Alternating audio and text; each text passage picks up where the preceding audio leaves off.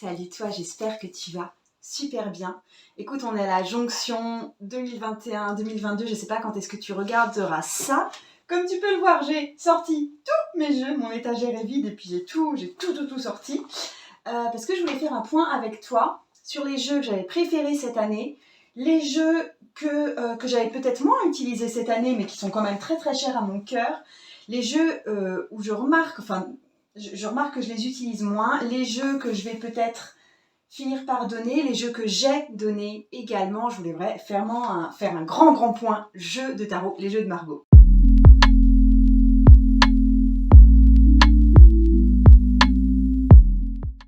Je vais commencer par des jeux que je ne vais pas te montrer ici, qui sont les jeux que j'ai donnés en cours d'année. En fait, cette année, j'ai commencé à faire, tu sais, les retraites, l'expérience tarot.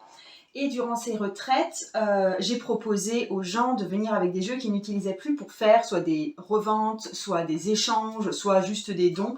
Et j'ai moi-même décidé de donner les jeux dont je ne me servais plus ou qui ne résonnaient plus pour moi, enfin bref. Donc il y a certains jeux qui sont partis de ma bibliothèque et c'est quelque chose que je vais renouveler ça régulièrement parce que c'est vrai que je me rends compte au fil du temps qu'il y a un certain type de jeu qui me plaît et voilà, tout ne résonne plus comme avant. Donc le premier que j'ai donné et qui est allé d'ailleurs chez Esta Webster, qui est ma photographe, tu la connais peut-être si tu es venue avec moi en retraite, c'est le Goetia Tarot. Je te mets l'image.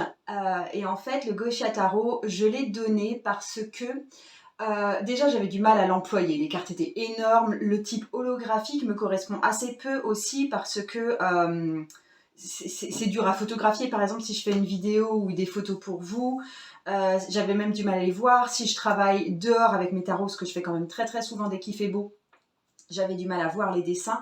Les dessins ne résonnaient pas forcément avec moi. Ils étaient trop informatisés. Et qu'est-ce qu'il y avait encore? Oui, c'était vraiment basé sur des démons. Et déjà, je m'y connais honnêtement assez peu en démonologie, voire pas du tout, et c'est pas quelque chose que j'aimerais fouiller plus que ça. Et les correspondances avec les cartes type Rider-Waite-Smith de base étaient assez dévoyées en fait. Je m'y retrouvais pas vraiment. Pour moi, c'est plutôt un jeu qui doit servir vraiment en démonologie, ce qui n'était pas fait pour moi en tout cas. Même si le jeu était très très beau, le coffret et tout, c'était juste magnifique.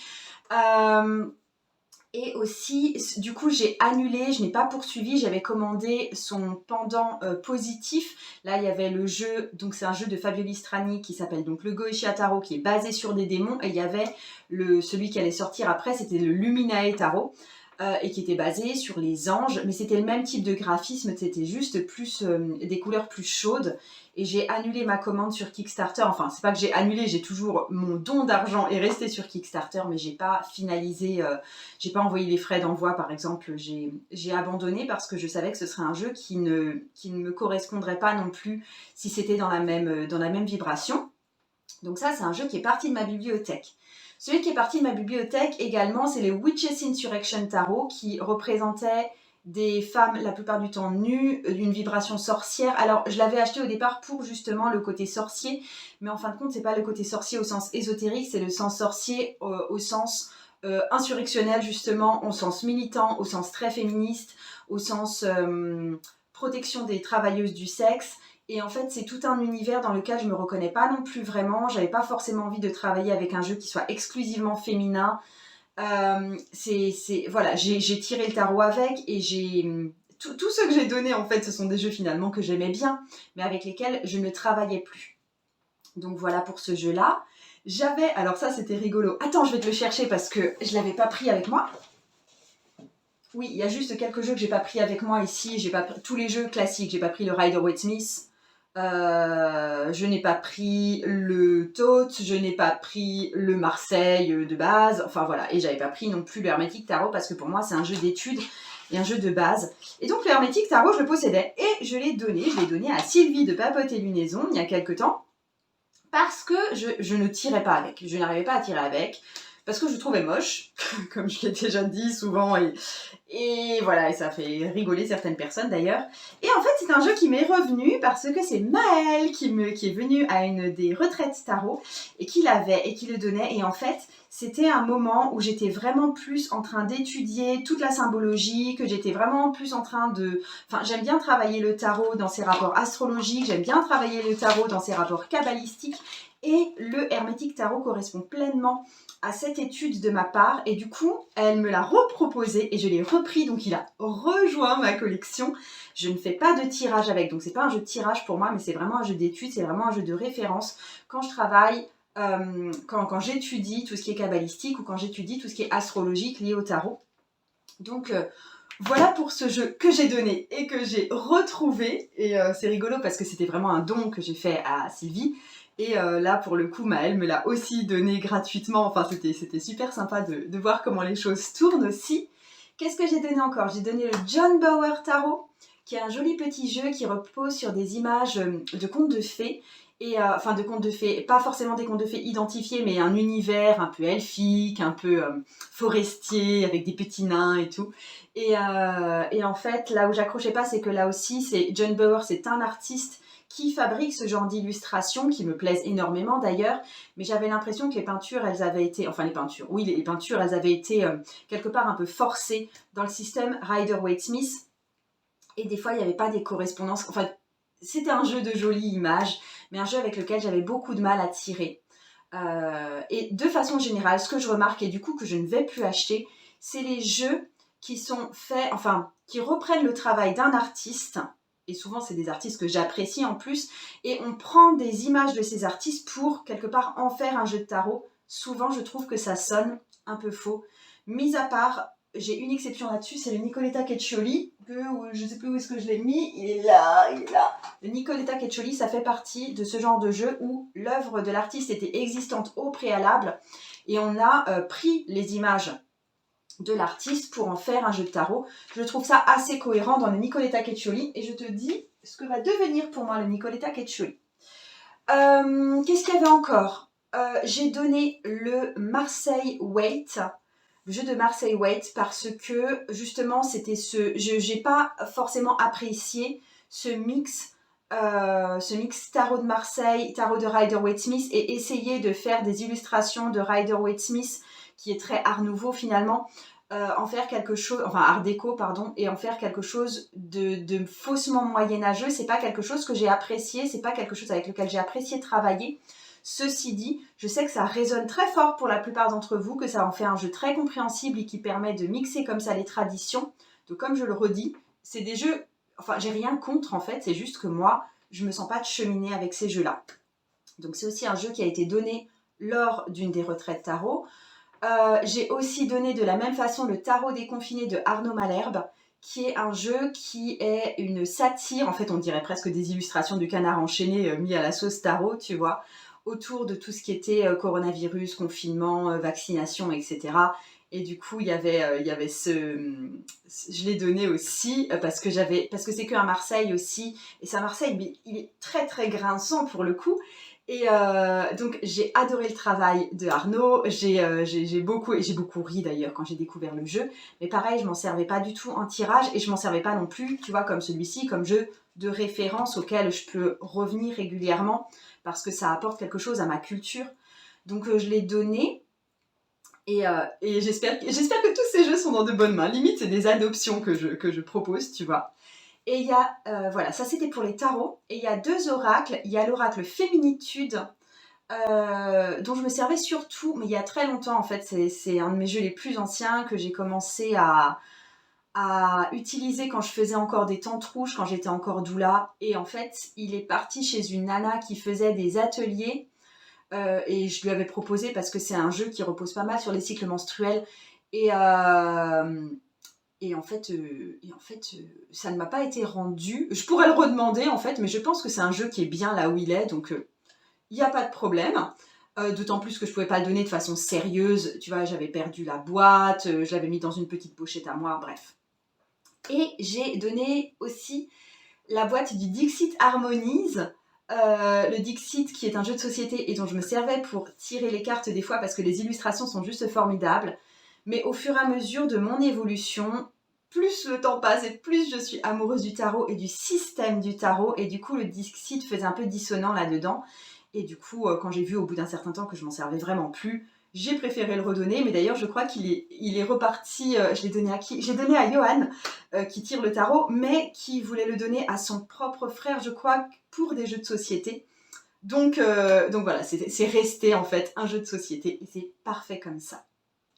Et tu sais quoi, je vais poursuivre avec les jeux que je compte donner. Il y en a, c'est encore en réflexion. Il y a 2 tarots, c'est encore en réflexion. Et d'autres, non, ce n'est plus du tout en réflexion. Il y a déjà, ça, c'est un jeu, c'est un oracle jeu, c'est un oracle livre. Donc, tu vois ici, attends, oh, zut, c'est tout. Ah là là là là là là. Il y a des cartes, il y a un livret et c'est la chiromancie. Et en fait, ça parle donc des lignes de la main et de l'interprétation des lignes de la main. Et en fait, tout le jeu de cartes, ça représente des mudras et de ce que les mudras vont représenter en termes d'intention positive. Donc il est très sympa. J'ai beaucoup aimé lire le petit bouquin, voir les correspondances, mudras. Enfin bref, c'était sympa de travailler avec ces mudras. J'ai même fait une vidéo à ce sujet. Je pense que je vais te mettre certains liens des vidéos. Je pense que je vais te mettre déjà ma liste, ma playing list de tous les jeux de tarot que j'ai expliqués. Et puis, ouais, bah voilà. Et donc celui-là, je le donne tout simplement parce que je m'en suis jamais servi pour tirer les cartes à proprement parler. C'est un jeu qui m'a été offert aussi par Esta la photographe. Et du coup, je lui en ai évidemment parlé avant de le remettre en circulation. Mais voilà, j'espère qu'il trouvera un neuropropriétaire. Je suis désolée, je n'envoie pas mes jeux, je les donne exclusivement lors des retraites. Souvent, c'est une rencontre aussi avec une personne, donc voilà.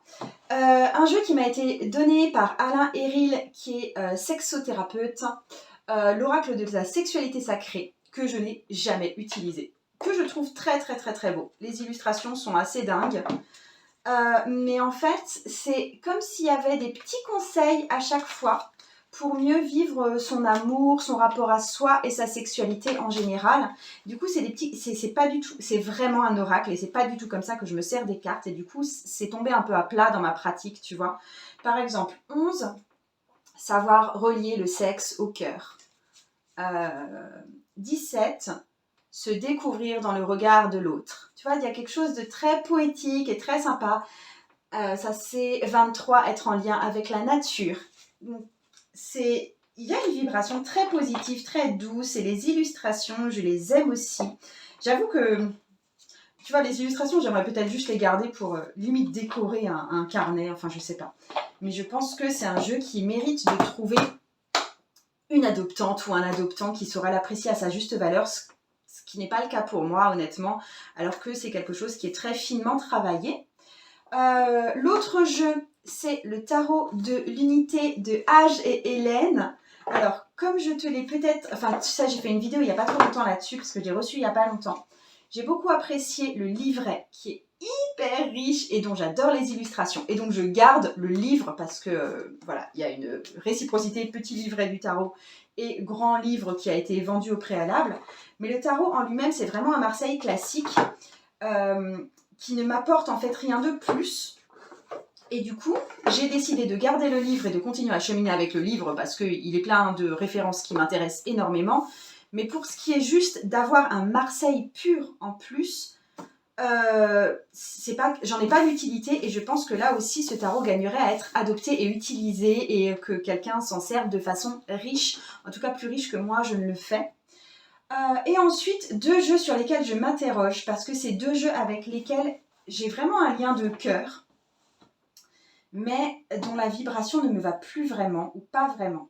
Alors, il y a Primordial Tarot, qui est un jeu que j'ai reçu de l'Oscar Abello, c'est la maison d'édition qui me l'avait envoyé, et j'avais fait une review dessus et tout. Et en fait, j'adorais les illustrations parce que j'aime le monde préhistorique. Et enfin, voilà, c'est des illustrations primordiales tarot parce que c'est l'énergie primordiale des premiers hommes sur Terre. mais en fait, c'est plus un jeu d'oracle qu'un jeu de tarot dans la mesure où chacun des... Alors, mis à part les arcanes majeures, les suites sont un peu réinterprétées. Par exemple, les bâtons sont en vert pour le lien à la nature, alors que pour moi, les bâtons, c'est plutôt rouge, tu vois. Les épées sont rouges, alors que pour moi, les épées, c'est plutôt peut-être blanc, tu vois, ou violet pour le côté aérien. Bref, les correspondances élémentales ne sont pas exactement les mêmes. Et surtout, les numéros, c'est une numérologie propre. C'est pas une numérologie type Rider-Waite-Smith. Et du coup, j'ai du mal à m'y retrouver. Tu vois, la lecture n'est jamais complètement fluide avec ce jeu. Et du coup, je sais pas encore. Je pense que je vais le donner parce que je pense là aussi qu'il y a des gens qui s'en serviront mieux et plus que moi. Mais ceci dit, comme tu vois, je l'aime.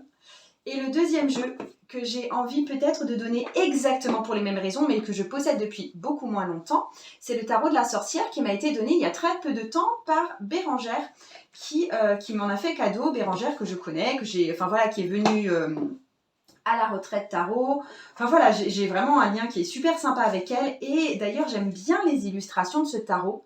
Alors, c'est moins des illustrations qui vont me toucher directement au cœur parce que... tu vois, c'est pas un tarot que j'ai choisi à la base pour ses illustrations. Mais j'aime bien le crayonné de Bérangère. Mais c'est ça qui me dérange aussi, c'est qu'il y a une numérologie qui est propre. Elle a donné son interprétation de chacun des numéros 1, 2, 3, 4, 5, 6, 7, 8, 9, 10 pour le tarot. Et j'ai du mal à m'y faire. J'avoue que j'ai tiré plusieurs fois avec ce jeu. Et à chaque fois, je suis un peu désorientée et je me dis, mais qu'est-ce qu'elle a voulu dire exactement? Ah oui, le 5, ça veut dire ça. Le 7, c'est la récolte ou je sais plus quoi. Le 4, c'est les phases lunaires. Et je pense qu'il faut pouvoir vraiment complètement adhérer à cet univers, complètement s'y plonger pour pouvoir vraiment apprécier le travail. Et pour ma part, je suis trop... Tu vois, j'ai vraiment une racine forte. Astro, Rider-Waite-Smith, enfin tu vois, il y a quelque chose qui est très traditionnel chez moi à ce niveau-là, qui fait que j'ai du mal à basculer dans l'univers et à me faire à cette numérologie un peu inédite pour moi. Donc le problème est le même dans ces deux tarots. Et du coup, c'est aussi ce qui m'a fait un petit peu réfléchir et tu vois, à prendre un temps de recul, à me dire mais quel jeu en fait me correspond le plus à moi. Et ce que je remarque, les jeux qui me plaisent le plus à moi, c'est les jeux tendance Thoth ou tendance Rider-Waite-Smith, donc qui reprennent les caractéristiques des Thoth ou des Rider-Waite-Smith avec l'interprétation propre de l'auteur, des dessins toujours fins, sinon j'aime pas quand c'est pas fin. Mais voilà, mais que ça reste quand même, qu'il y ait quand même cette ligne directrice traditionnelle qui soit là. Et sinon, j'ai du mal à m'en servir, à l'exception de... Attends, où est-ce qu'il est? Hop. Le Herbcrafters Tarot, qui est un jeu de tarot avec une numérologie propre et avec une compréhension propre. Enfin, qui est... du coup, ça rejoint, tu vois, les deux autres jeux qui ont développé un système numérologique propre. Mais le Herbcrafters Tarot, je l'ai voulu longtemps. Et je suis amoureuse des illustrations au crayon de couleur qui sont juste complètement dingues. Et donc, le Herbcrafters Tarot restera, quoi qu'il en soit, sur mon étagère. Donc ça, c'est quelque chose qui reste chez moi. Et pour ces deux-là, je me pose vraiment encore la question. J'ai encore un petit peu de temps. Mais ouais, voilà. Catégorie ballottage. Catégorie je ne sais pas trop. Alors vous allez être étonnés d'ailleurs parce que c'est des jeux qui sont assez à la mode honnêtement et qui ont été des vrais coups de cœur pour moi. Mais c'est des jeux, je me suis remarqué là en faisant le bilan un petit peu de cette année, que ça fait, enfin que je les utilise plus. Je ne les utilise plus. Ça matche moins alors qu'ils répondent à pas mal de caractéristiques. Je les utilise plus. Et je sais pas trop pourquoi en fait. J'ai plus tiré avec, ou à peine, tu vois, c'est arrivé que je tire avec bien sûr, mais il y a plus ce truc de tomber amoureuse du jeu. Il y a le Linestrider Tarot, qui est très beau, qui est à base de dessins à l'encre et ensuite avec des taches d'aquarelle dessus, et il est trop beau. Et mais je sais pas, peut-être que c'est trop dépouillé pour moi, je sais pas pourquoi tout d'un coup ça m'appelle plus, alors que je veux dire l'achat était raisonné, c'était dans mes débuts en plus que je l'ai acheté, j'ai mis du temps avant de l'acheter parce que je le trouvais cher et voilà, ça a vraiment été un parcours pour acquérir ce jeu, c'était un vrai coup de cœur et ça matche plus et j'ai du mal à dire pourquoi. Peut-être le côté dépouillé, je sais pas, peut-être que je trouve moins ce côté charnel, je sais pas, je me pose vraiment la question, là je vais le garder hein, de toute façon. Je pense que c'est les jeux, c'est cette catégorie de jeux que je te montre maintenant de ballottage, je pense que je me laisse peut-être 1 an pour vraiment y penser et pour voir si vraiment c'est des jeux que je laisse de côté spontanément ou bien si ça a été un passage dans ma vie et puis je vais reprendre.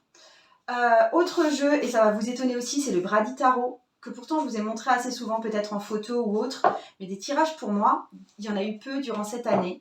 Et plus ça va, et moins ça colle, parce que l'univers, alors c'est des animaux, animaux il n'y a pas de problème pour moi, mais c'est vraiment un univers amérindien. Et du coup, culturellement parlant, et même au niveau des animaux, justement, c'est assez déconnecté de moi, de la connaissance de la faune, de la flore que j'ai. Ça ne matche pas forcément, même si, mais il est tellement beau, quoi. Ce qui me rebute aussi, c'est que là, pour le coup, je râle souvent sur les jeux que j'ai du mal à manipuler parce que les cartes ne glissent pas. Mais là, ça s'est pas arrangé avec le temps, hein, et je pense que c'est un des jeux que j'ai le plus de mal à manipuler, en fait. Plus de mal à regarder parce que les cartes ne glissent pas. Mais voilà, donc celui-là, il est en mode interrogation. Et le dernier qui est en mode interrogation, c'est le Nicoletta Ketcholi, avec lequel je ne tire plus ou quasi plus. Et qui pourtant a été un énorme coup de cœur, qui a été un achat raisonné. En plus, j'ai la version anglaise et je préfère largement par rapport aux versions françaises que j'ai vues avec un bord jaune très très moche, honnêtement. Puis en plus, je veux dire, il y a tellement peu de choses marquées dessus que c'est pas du tout gênant. Mais ouais, c'est là aussi peut-être qu'il est trop enfantin, trop féminin. C'est très bien pour le travail de l'ombre, c'est très bien pour travailler sur son enfant intérieur, mais peut-être que je préfère les jeux plus généralistes en fait, que hyper ciblés, dérangeants, hyper ciblés, justement enfantin et complètement pervers hein, pour ce jeu. C'est un jeu d'une grande perversité. Ce qui m'attire aussi, hein, mais tu vois, je l'ai beaucoup moins utilisé à mon grand étonnement hein, parce que ça fait partie des jeux chouchous. Enfin, ces 3 jeux sont des jeux que j'ai acquis, mais vraiment en toute conscience et en ayant réfléchi, en étant tombée amoureuse des illustrations à l'avance, avoir regardé beaucoup de vidéos. Voilà, il y a très peu, très peu, enfin, il y a un jeu spontané là-dedans. Je n'achète pas mes jeux de façon spontanée. C'est toujours réfléchi, c'est toujours très fouillé comme réflexion. Et du coup, ça me fait bizarre de me dire, mais tout compte fait, ça ne fonctionne plus. Et même sans arriver à expliquer pourquoi. Le Goeshi Ataro, c'était aussi réfléchi. Et pourtant, j'arrive complètement à expliquer pourquoi je l'ai laissé tomber. Parce que vraiment, ça ne m'allait pas et ça ne correspondait pas à ma pratique. Ces jeux-là répondent aux critères de ma pratique, mais je les ai plus utilisés. Donc, interrogation.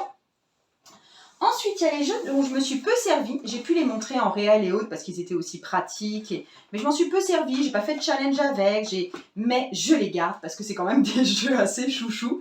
Il y a le Tarot of the Magical Forest qui, tu sais, c'est lapin étonné là. C'est le jeu le plus mignon du monde. Et oui, il fait toujours partie de ma collection. Et d'autant plus que quand je dois faire des vidéos ou des tutos ou autre chose, c'est très pratique parce que les cartes sont petites.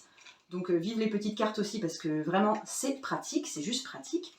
Et du coup ça je le garde. Le Shadowscape Tarot j'ai très peu tiré avec, mais c'est toujours un énorme coup de cœur pour les illustrations qui sont tellement détaillées. C'est tellement un univers féerique et c'est pointu, c'est délicat, c'est d'une grande délicatesse, c'est vraiment ça.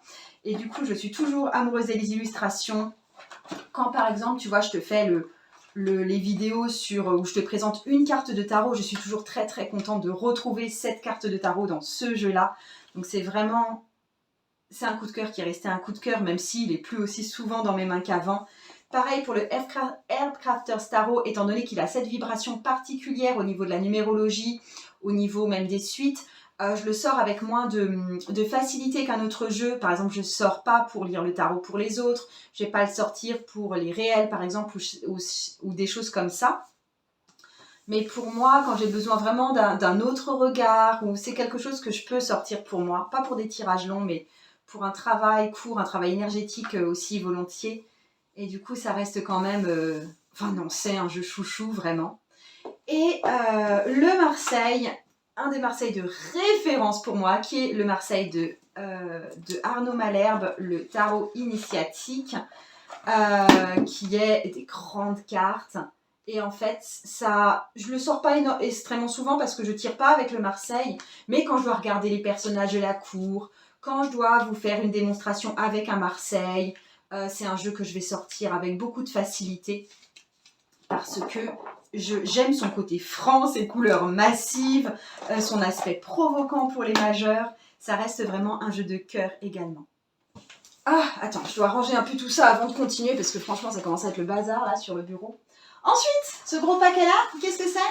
C'est les jeux que j'aime et que je garde, mais avec lesquels finalement, bah, c'est pas les jeux qui m'ont le plus apporté cette année, c'est pas non plus les jeux avec lesquels j'ai le plus voyagé cette année, mais c'est des jeux qui sont à moi, enfin tu vois, ça fait partie de moi, et que j'adore. Donc je te les montre brièvement, parce que j'ai pas grand chose à en dire, tu vois. Je les ai pas énormément utilisés, ça n'a pas été mes jeux de cette année, mais franchement, ils font partie de mon paysage. C'est des jeux que j'ai quand même régulièrement sortis. J'ai fait certains challenges tarot avec ces jeux. S'il s'agissait de lire le tarot pour quelqu'un d'autre, c'était des jeux que je pouvais facilement sortir. Et je les aime tous. Et ils restent tous chez moi. Donc, il y a le Good Tarot, qui est un jeu... Alors, pour le coup, c'est normal qu'actuellement, je sois moins connectée avec ce jeu parce que je trouve que c'est une vibration assez été. Il est très positif et il est très rêveur et je l'aime beaucoup. Il y a le Oak Ascensorn Tarot, le Three Trees Tarot, qui est à base de petits renards, de petits écureuils, de petits corbeaux, et qui est très mignon et forestier. Là, je pense qu'il va quitter mes pratiques pendant certains temps parce que c'est vraiment un jeu automnal et là, on entre dans l'hiver. Et du coup, ben, il retrouvera mes petites mains en automne plutôt parce que je trouve qu'il a vraiment une saisonnalité, ce jeu-là. Et j'avoue que j'apprécie bien de l'avoir. Mine de rien, même si c'est un jeu limite simpliste, on dirait, quand on le regarde, il est quand même pas forcément facile à lire. Et c'est un jeu qui demande à être apprivoisé. Urban Tarot, jeu new-yorkais, hyper urbain, hyper trash des fois dans ses illustrations, hyper dur. C'est très relié à la vie urbaine en fait. Et je l'aime pour son originalité, je l'aime parce que c'est un tarot de Thoth, version moderne, et mine de rien, on n'a pas tant que ça. Et du coup, oui, c'est toujours un bon compagnon. Il y a le Tarot of the Divine, basé sur des contes de fées avec des illustrations quasi enfantines. C'est très coloré, c'est très joli en fait comme univers. J'ai aimé l'avoir dans mes mains pour certains tarots challenge parce que ça apporte un regard plus raconté, tu vois, c'est comme si ce tarot te racontait une histoire à chaque fois plus que les autres, parce que sinon c'est le cas pour tous les tarots, et du coup c'est un jeu d'amour aussi. Le Lost Forest tarot, qui en fait il est sympa parce que quand tu étales les suites, ça fait tu vois, une image qui se suit, et je l'ai moins utilisé, c'est vrai, mais j'aime ses décors, c'est beaucoup de décors en fait pour les mineurs en tout cas. Plus ou moins enflammé, plus ou moins aqueux, et c'est vraiment un jeu qui pose dans une certaine ambiance, et j'avoue que je l'apprécie beaucoup et j'apprécie vraiment qu'il soit dans ma collection. Les deux jeux de Wild Unknown, donc le Wild Unknown Tarot, le Wild Unknown Animal Spirit qui est un oracle, donc tu verras qu'il y a juste 2 jeux d'oracle que je vais te présenter, c'est celui-ci notamment. Mais j'aime bien parce qu'il rejoint les 4 éléments plus 5e qui est l'esprit. Donc c'est 2 jeux chouchous. Celui-là je l'ai acquis bien plus tard, mais celui-là a été mon jeu de référence pour apprendre le tarot en tout cas. Donc voilà, non, c'est moins utilisé des fois parce que c'est vraiment une grosse référence pour moi. Et puis les cartes, elles sont tellement imprégnées de ce qui est JMI que des fois c'est un jeu peut-être trop confortable pour moi maintenant. Mais ça fait toujours partie de mon ADN tarot. Le Hush Tarot, alors qui est très particulier, que je ne conseille de loin pas à tout le monde, parce que là pour le coup, non, ce n'est pas... comment dire, les significations traditionnelles, on ne les retrouve pas forcément dans le Hush Tarot. C'est toujours un peu dévoyé, c'est toujours un peu guerrier, c'est toujours un petit peu des oiseaux contre des hommes dans un monde miniature et féerique. Et c'est de la féerie brute, on va dire. Je l'aime beaucoup parce que c'est très particulier, parce que j'aime l'auteur et ce qu'il propose en univers artistique. Voilà, oui, mais en fait, je pense que celui-ci aussi, j'y avais pas pensé, mais celui-là aussi, je crois que l'œuvre préexistait avant et qu'ensuite, il a pris des morceaux de sa propre œuvre pour en faire un tarot. Pas toutes les cartes, je pense. Il y a certaines cartes qui ont été vraiment dessinées pour faire partie d'un jeu de tarot, mais certaines fois, c'était des illustrations qu'il a reprises et qu'il a remis ici. Bref, c'est moitié travail juste artistique pur et à moitié vraiment un tarot. Mais en tout cas, c'est un tarot que j'ai pas énormément employé cette année, mais c'est un de mes jeux, de cœur. Le Cosmic Cycles Tarot que tout le monde demande parce qu'il n'est plus édité actuellement et que j'apprécie beaucoup avec ses images très un peu dessin animé, un peu BD, un petit peu très axé sur des personnages dans de la vie quotidienne. Il n'y a pas des trucs extraordinaires, mais ça parle vraiment de nous au quotidien. C'est un jeu avec lequel ma fille, qui a 12 ans maintenant, apprend à tirer parce que c'est son jeu préféré. Et elle aime bien l'avoir entre les mains de temps en temps. Et donc voilà, sauf la boîte qui est vraiment toute pourrie. Voilà. Les Sweet Ladies Oracle. Sweet Ladies Oracle de Célia Mellesville, qui est basée sur des peintures de plusieurs siècles différents. Hein. Ça va vraiment du 17e au début 20e. Et du coup, moi qui aime bien les peintures et les travaux historiques, ça collait bien avec moi. Donc c'est un petit oracle que je sors de temps en temps et que j'apprécie énormément et qui n'est pas un tarot. Je fais des infidélités au tarot, mais que je garde parce que c'est vraiment un petit jeu doudou. C'est vraiment doudou. C'est très féminin, c'est très plein de rubans et voilà.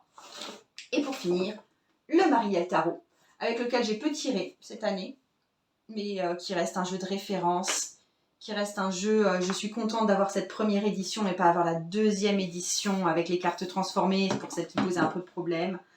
Je le trouve hyper puissant, je le trouve pas forcément toujours facile à lire, ce n'est pas un jeu que je recommande à des débutants, mais voilà, il habite chez moi celui-là, il habite vraiment chez moi, il habite en moi.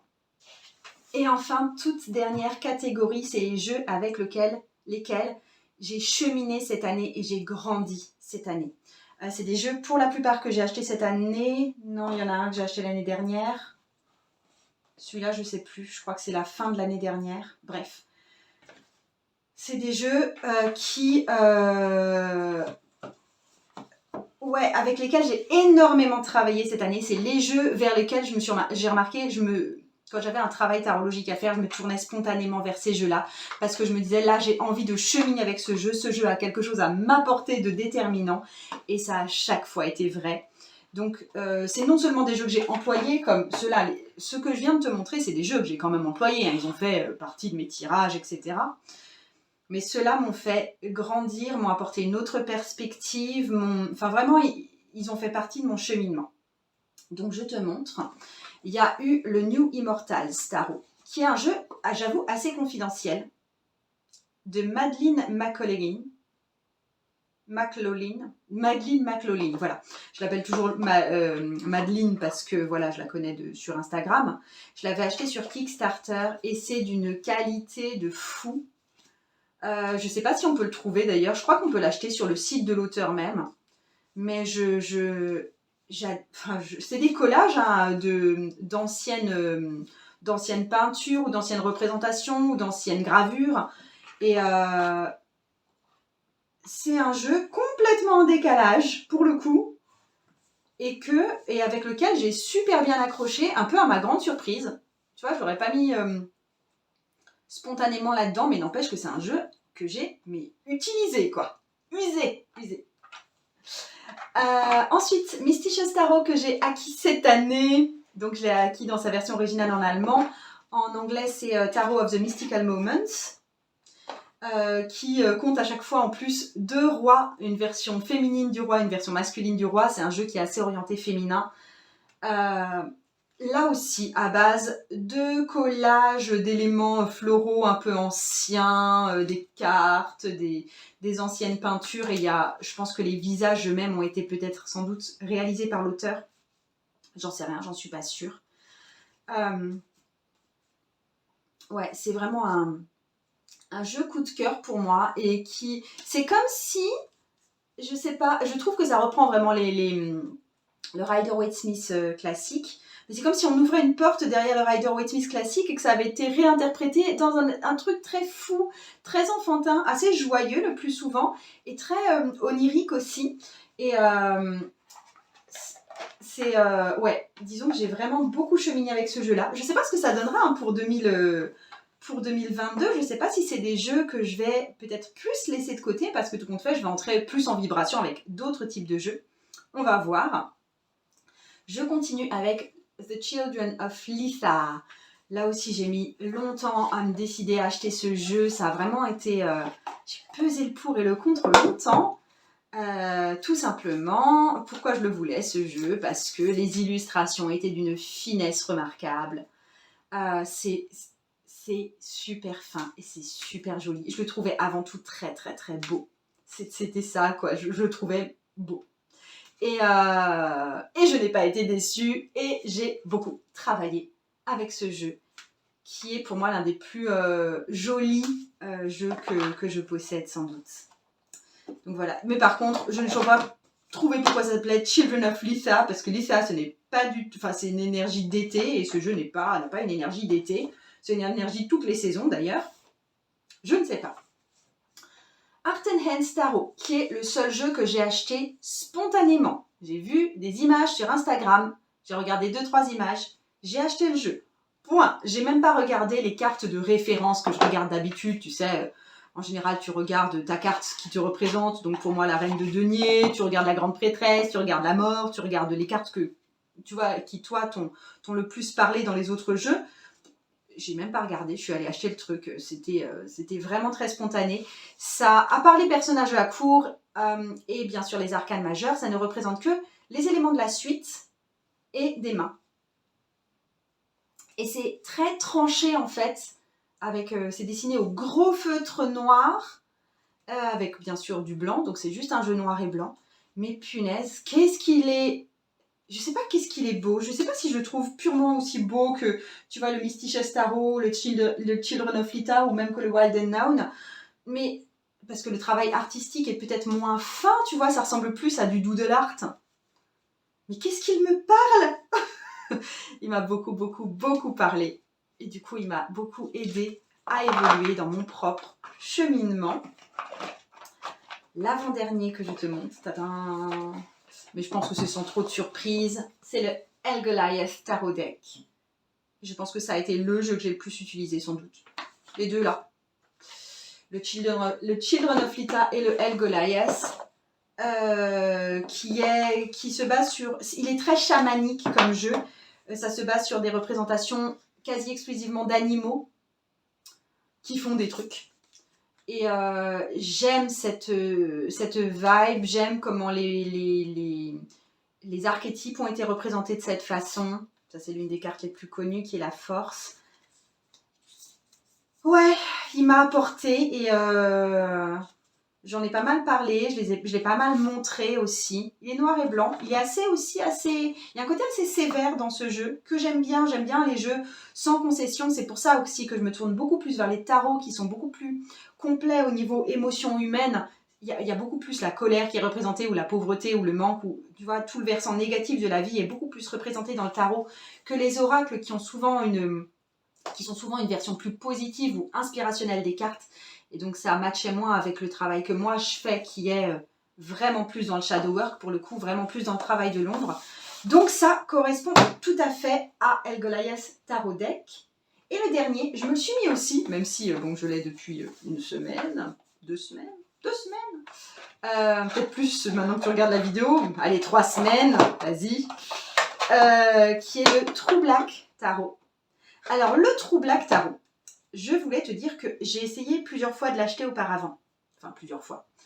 J'allais régulièrement sur le site de l'auteur pour voir quand est-ce qu'il allait être édité, parce qu'il est édité que par petites portions et du coup, il y a très peu de fois l'opportunité de l'acheter. Je m'étais inscrite à la newsletter, je ne recevais pas les newsletters. J'ai fini par le commander 2 fois sur le site de l'auteur. À chaque fois, le colis ne m'est pas parvenu et l'auteur m'a remboursé. Enfin, les auteurs. Je crois qu'ils sont 2 à faire ça. Voilà. Et je te fais tout bientôt une vidéo à ce sujet. Hein, je te présenterai toutes les cartes. Et tout compte fait, c'était le site de Nicolas du Roi de Coupe qu'il a eu pour une période très limitée parce que les exemplaires sont partis à toute vitesse et qui a pu m'en envoyer un. C'était pas un cadeau, hein, c'est vrai, c'était vraiment un achat de ma part. Et du coup, j'ai pu enfin avoir ce jeu dans mes mains. Il y a un moment, j'ai failli laisser tomber parce que je me suis dit, ben, si c'est tellement résistant, peut-être que ce jeu ne doit pas faire partie justement de ma collection. Et en fait, mais depuis que je l'ai, j'utilise que celui-là. Hein.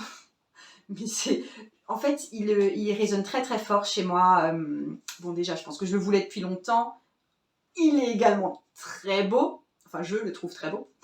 Il y a des particularités que je n'avais pas vues parce qu'il y a des particularités qui ne passent pas à l'image, le côté un petit peu gravé. Il y a du relief en fait. Il y a des trucs en surbrillance que tu auras vraiment du mal à voir à l'image là. Et aussi parce qu'on dirait que tout est en apesanteur. C'est un peu comme si tout avait été fait sous l'eau. Et j'aime bien ça. Un des trucs que je préfère moi quand je vais nager, enfin j'aime beaucoup nager déjà. Et ensuite moi je suis une grande spécialiste de l'apnée, des apnées coulées que je fais sur tout le long de la piscine. Et parce que tout d'un coup t'entres dans ce monde d'apesanteur, t'entres dans ce monde de silence, t'entres dans ce monde où tu es que avec toi et où c'est très particulier, tu vois, comme atmosphère sous l'eau. Et je retrouve ça ici, je retrouve ce silence, je retrouve cette apnée là.